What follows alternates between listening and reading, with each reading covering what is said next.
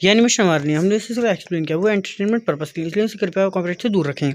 Episode की start होता है और हम देखते हैं कि लू अपने बियर से उस रोयान पर अटैक करने के लिए कहता है।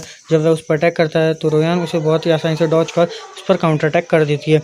इससे लू को बहुत गुस्सा आता है। फिर वह अपने बियर के साथ उस पर अटैक करने के लिए जाता है, लेकिन लू फिर से रोयान पर अटैक नहीं कर पाता और रोयान उसे डॉज कर उस पर काउंटर अटैक कर देती है, जिससे लू को बहुत उदास हो जाता है और वह रोयान से कहता है कि सच में मुझे बहुत ज़्यादा कमज़ोर बीस्ट मिला है और इसके लिए वह उससे माफ़ी भी मांगता है। फिर रोयान लू से पूछती है कि मुझे सब सच सच बताओ कि आखिर वहाँ पर क्या हुआ था सेरेमनी हॉल में। तो वह उसे बताता है कि पहले तो वहाँ पर बहुत सारे बीस्ट आ गए थे, जिससे हम सभी को लगा कि ये बहुत ही अच्छी बात है और वह बहुत ज़्यादा ताकतवर है, लेकिन फिर अचानक से वह सभी बीस्ट कहीं चले गए। बाद में पता चला कि वह सब उस ग्लोब की खराबी की वजह से था। फिर हम देखते हैं कि लू, रोयान और शाओफैन कल्टीवेट कर अपनी पावर्स को बढ़ा रहे थे।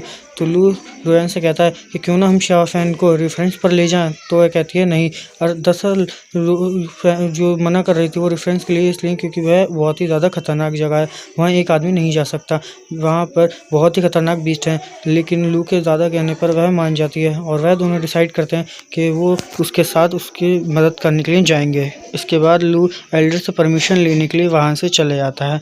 उसके जाने के बाद हम देखते हैं शाओफैन जो कल्टीवेट कर रहा था वह उठ जाता है और कहता है कि मुझे और भी ज़्यादा पावरफुल होना होगा, जिस पर रोयान सुनकर कहती है कि और भी ज़्यादा पावरफुल?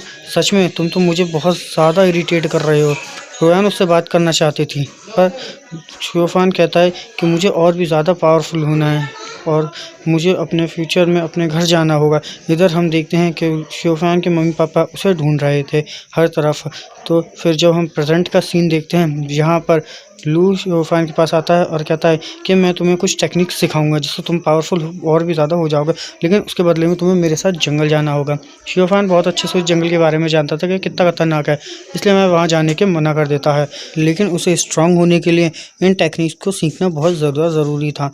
तो वह मान जाता है और उससे कहता है कि मैं चलूँगा उस जंगल में, लेकिन उससे पहले तुम्हें मुझे ये टेक्निक सिखानी होंगी, जिस पर रोयान भी मान जाती है। इसके बाद लू उसे एक पेपर देता है और कहता है इसमें उन टेक्निक्स के नाम है। तो वो कहता है मुझे इनके बारे में पता है।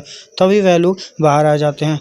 तो लू उससे टेक्निक्स के नाम बताता है। तो इस पर शाओफैन कहता है कि तुमने जो पहली टेक्निक बताई इसका नाम तो बिगस्ट है ना, और ये बहुत ही ज़्यादा नॉर्मल टेक्निक है, मुझे और ज़्यादा अच्छी सीखनी है।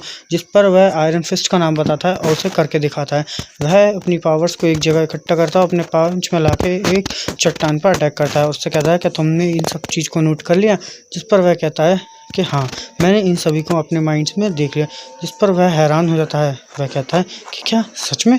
क्योंकि मुझे भी इस चीज़ को सीखने में पूरे 3 दिन लग गए थे, इसने एक बार में कैसे सीख लिया? फिर वह उससे कहता है कि ठीक है, तुम इसको करके दिखाओ। जिस पर शाओफैन भी इसको करने के लिए मान जाता है और वह अपनी पावर से सामने पड़ी चट्टान को चूर चूर कर देता है, जिससे वह उन दोनों से पूछता है कि मेरा कैसा रहा। जिस पर रोयान कहती है कि बस सब ठीक ठाक ही था। जिस पर लू को बहुत ज़्यादा गुस्सा आ जाता है। वह कहता है कि क्या बस सब ठीक ठाक है? मुझे बहुत ज़्यादा स्ट्रांग होता है।